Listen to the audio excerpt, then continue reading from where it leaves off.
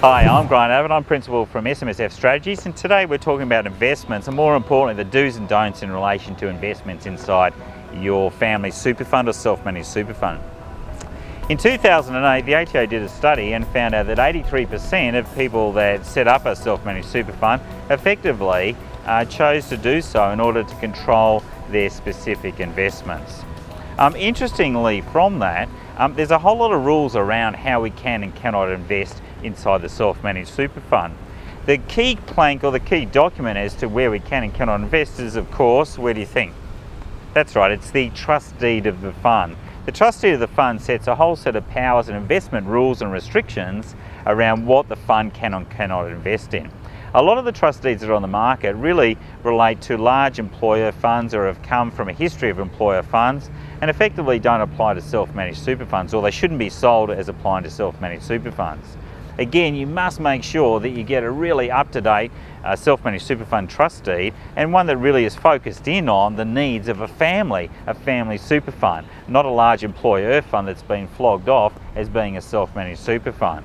I found this just only recently, where a superannuation fund had invested in offshore managed funds. Mainly they thought that the offshore managed fund market was going to produce a lot better returns, and again, these were Australian managed funds investing offshore. Is going to produce a much better result than Australian managed funds over the time, and particularly the last few years, or the last year and a bit, offshore funds have done quite well. Now, when they invest in offshore funds, everything looked great until the auditor, again very smart auditor, looked at the trustee of the fund and found that the trustee didn't have any power to invest outside Australia. So instantly that fund became a non-complying fund. The trustee of the fund had to go to the tax office to seek the ATO's or the Commissioner's special discretion to make the fund not a non-complying fund, because effectively it was a non-complying fund and would lose at least 45% of the market value of its assets, including the offshore managed funds, as a tax penalty, somewhere you don't want to go. So you've got to make sure the trust deed allows you to invest, allows you to borrow, meets all the recent borrowing conditions and also recent rulings that come out in terms of borrowing. Once we've got that, we've then got a whole plethora of investments that we can invest in. Again, if your trust deed allows you to invest virtually in anything, what we need to do is now have a look at the superannuation laws, and in particular the Superannuation Industry Supervision Act and some of its limitations. I previously talked before on Section 66, the ability to transfer assets into the fund. Again, the trustee of a fund can't acquire members' assets, related party assets, unless they're managed funds, listed shares, business real property or farming property. Outside of that, the trustee can't acquire those sort of assets from an individual. Can't acquire an insurance policy from an individual. So there's some limitations on what the trustee can have in terms of related party dealings. In fact, a lot of the stuff that goes on inside the SIS Act, or the Superannuation Industry Supervision Act, really blocks off related party dealings.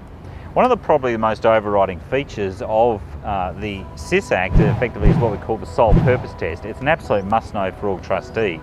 Effectively, and this goes back to related party dealings, the only time a member of the fund can access their benefits or take advantage of their fund is when they're receiving a transition to retirement income stream.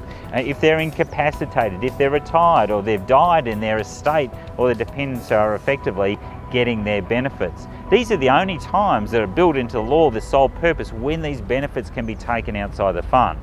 If a member of the fund receives a benefit quite apart from that, for example, the fund might have a residential property in there because the trustee of the fund allows the trustee of the fund to invest in residential property, but then if they lease it out to one of their children or let it out rent-free, their family member or related party is getting a benefit out of that, which doesn't meet the sole purpose test. So effectively that fund has breached the sole purpose test.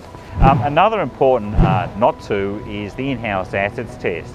Effectively, where we have a transaction with a related party, which is our employer, a member, a family trust or family company, there's a limitation on what effectively can be utilised by the members of the fund. The trustee can only have what we call 5% of in-house assets.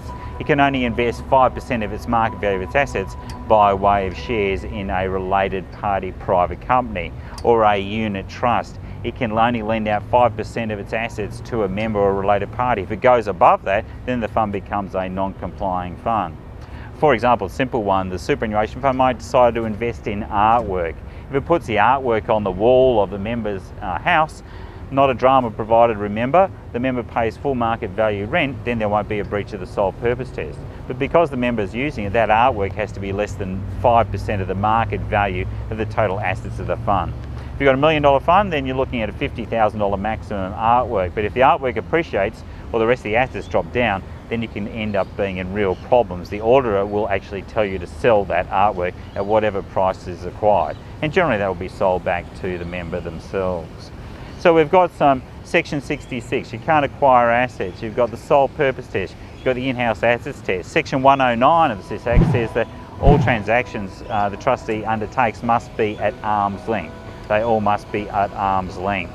That's fairly important. Another one, Section 67, the borrowing. The trustee of the fund can't borrow. However, there are now rules in relation to allowing the trustee of the fund to borrow, provided it's done through a special purpose, bare trust. A whole lot of laws on that, and you'll find elsewhere on the SMSF Strategies website quite a detailed video and other information in terms of borrowing and the latest in the borrowing rules.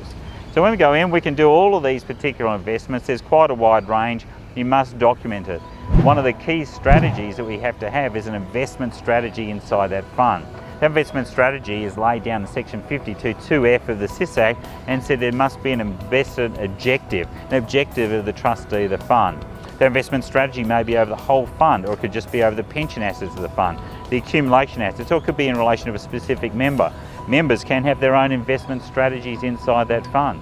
So what we have is we've got those investment strategies. We must have an objective of the fund. It might be to return more than 5% per annum or CPI plus 3%.